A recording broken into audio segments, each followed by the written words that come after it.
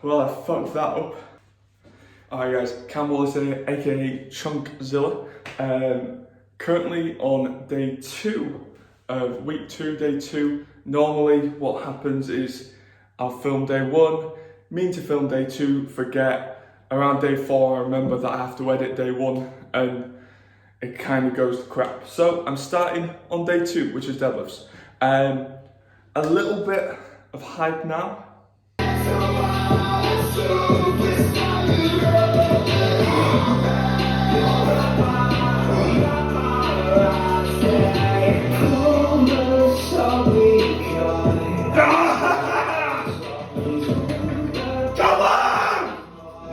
So that was yesterday, that was day 1. That was an all-time squat PR and at an RPE7, which I am fucking so stoked with. A whole 2.5 kilograms over my previous 1 rep max, but that was an RPE7, so I am really stoked with that. It does mean, however, I am feeling a little bit worse for wear today, and a lot of my performance will be masked by that fatigue. But I've got deadlifts, I've got a single, roughly an RPE7.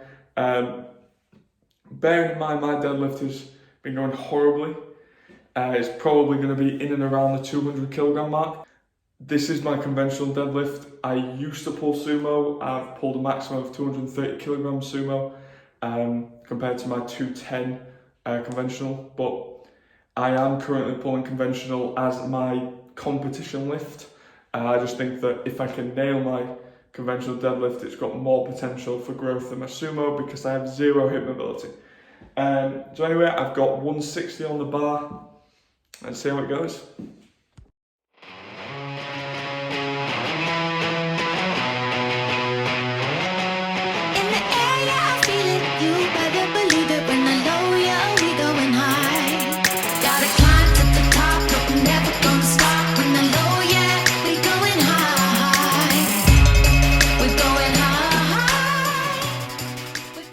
Right, so that was 180, one of my last warm-up sets, and it's not feeling good. It's not.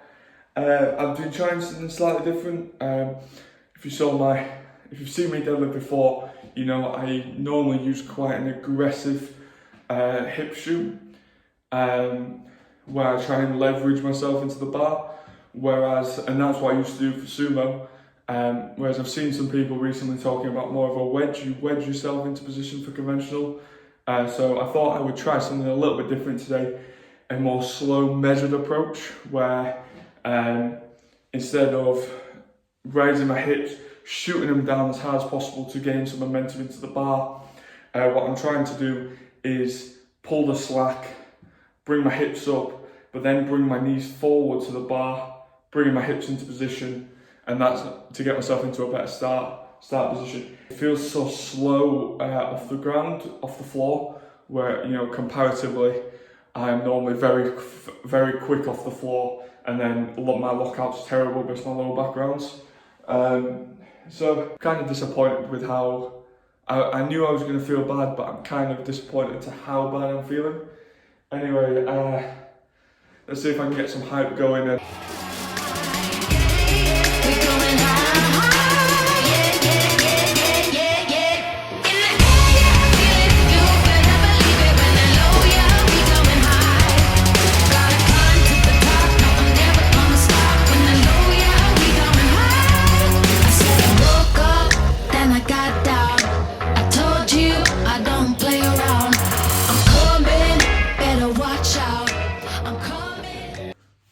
Well, I fucked that up. Oh. Well, that is my top single done. I hit 200, thought it was all right. It moved better than it looked. Like I said, not a lot of pace off the floor, but it felt a lot better than the previous week. So I went to load up 205 thinking maybe pushing it a little bit. Accidentally loaded up 210, being an absolute moron, because 5 plus 5 is not in fact 5. So 210, I think maybe an 8. So that's another week of deadlifts and another overshoot. Either way, that sucked. I'm sort of in a position now where over this training block, this training cycle, my deadlift hasn't gained any strength whatsoever, I don't think. So I'll have to see what I can do after a taper. But as far as I'm concerned, I'm running on fumes for my deadlift. I've got some back down work. I think it's a 3x3 or a 2x3, I'll have to check, but not an awful lot, and then it's time to get into bench press.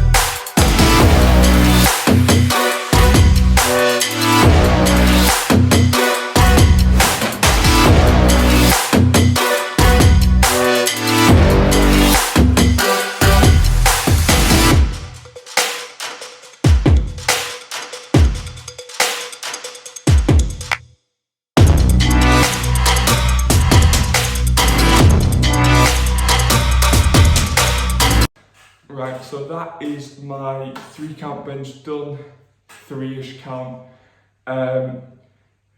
Kept my top single the same as last week. I'm not really looking to express that much strength, bearing in mind I did bench yesterday, and my heavy bench day is on Thursday, so in 2 days. It felt alright, felt quite nice. The benefits of a 3 count bench, as I'm sure you're probably already aware, versus the 1 count-ish competition style. Increased time under tension, more hypertrophy, blah blah blah, but also a lot more tension on the chest. So if you're someone who, when they bring down the bar down to the chest, it's wobbling, it's all over the shot, it's not really that clean, this could be something you integrate into your programming.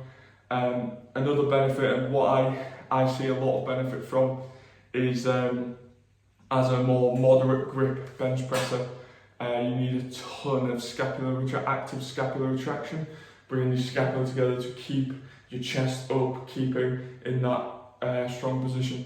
And for me, having to hold that for 3 seconds is very difficult, because this is something I'm not very good at. So that's why I've got this little 3 count bench. Moving on, I was meant to have incline 10s, I believe, incline 8s, incline 10s, but as I'm sure you can probably guess, my incline setup is plates on plates and precarious as hell, and last week I slipped, and the bench slipped off the side. I ended up sort of half pinned, even though it's still very light, and I am keeping it really light on that exercise. Decided it's really not worth it in the short term. Bearing in mind I'm maxing out in a few weeks, I don't want to chop my head off with a barbell. So swapping it out for sort of a hook lying feet up bench variation.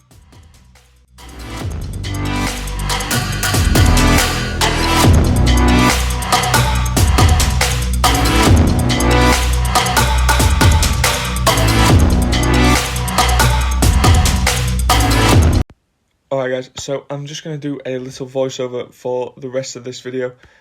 This is my day 3, so my heavy bench day, my main bench day. So on this day I was working up to a single at an RPE 8, and then had some back down work and some other accessories here and there.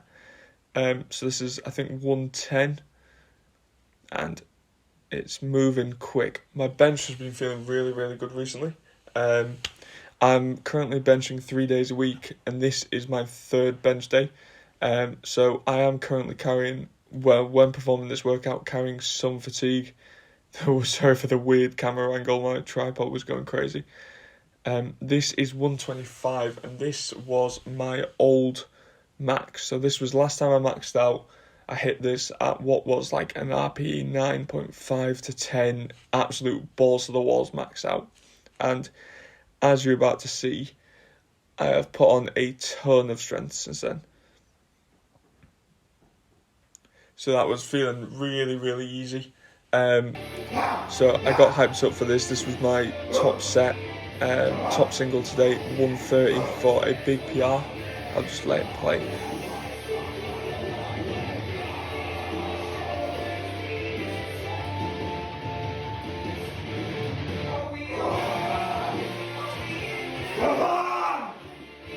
So that moved so quickly. Really, really happy with how that moved. I just think right now, I just need to sort that pause out a little bit. That's the only thing that I was a little bit frustrated about. But that was a single at 8, really, really happy, big PR. I've currently got these 5x3 back downs at 110, which is a big volume PR. Really happy with how bench is moving, like I was saying. So if you haven't followed me on Instagram, you probably won't know, but I am currently maxing out in 2 weeks. So I've got 2 more training weeks, and then my max outs. That means that I've essentially got I'm starting to taper. I've got 1 hard week of training, and then tapering a lot of intensity going into that, to try and remove as much fatigue as possible.